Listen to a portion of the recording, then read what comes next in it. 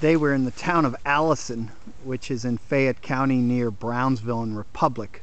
What you're looking at is a unique coke oven design. We won't call it a beehive because it's actually a through oven where the workers could load the coal would drop in from the top through a Larry car into these ovens, and they would they'd block them up and cook them.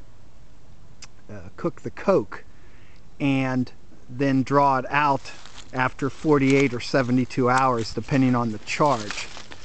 Now what you see down below here, which looks like almost like a canal, is actually where the railroad would run through with the cars, and they lowered it to the point that the workers could easily load the coke onto the cars and take it from there to the steel mills.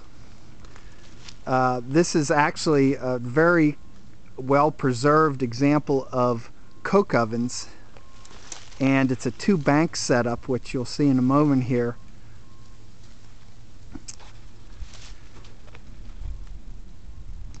And as I said, they're in pretty good shape. One historian told us that the trolley, which ran by to my right, at times it was one of the worst places to take the trolley through to Brownsville, because when the coke ovens were cooking, we're down in a valley. It would create quite a smoky mess. And that's also where the two concrete bridges are that I've described in another YouTube video that you can check out. You can see the unique through design here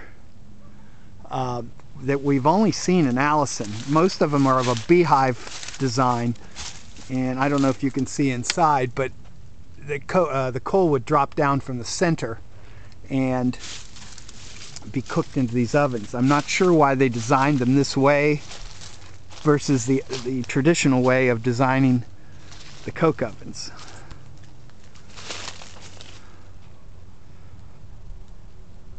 But you can see they're in pretty good shape and are relatively undisturbed from anything coming through and reclaiming the area.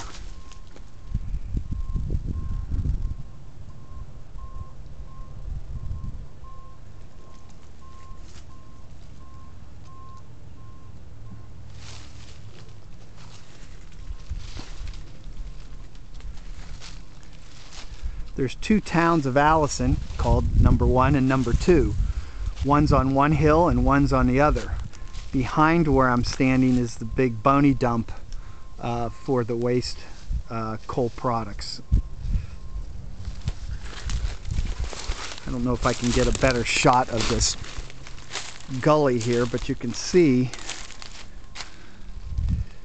amazing amount of work went into building this whole setup just to make coke for the steel industry.